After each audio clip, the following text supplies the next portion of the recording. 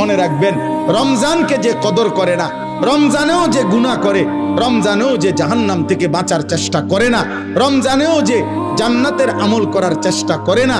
ভাই আমার, ছেলেরা আমার, বাবা আমার, পর্দার আড়ালের মা বোন আমার, সবাইকে এই শেষ কথা বলি। আল্লাহ রসুল বলছে, জিব্রাইল আইসা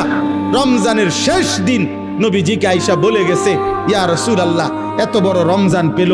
ইফতার, সাহারি, তারাবি, এতেকাফ, শবে কদর, প্রতি ঘন্টা মিনিটে এত মাফ নেওয়ার সুযোগ থাকার পরেও যেই নাফরমান জাহান্নাম থেকে বাঁচার চেষ্টা করে নাই, গুনাহ থেকে আল্লাহর কাছে মাফ নেয় নাই, জান্নাতের জরুর আশা পূর্ণ করতে পারে নাই, আমল করতে পারে নাই, খোদার কসম নবীজি বলছে, জিব্রাইল আইসা বলছে, ইয়া রাসূলুল্লাহ,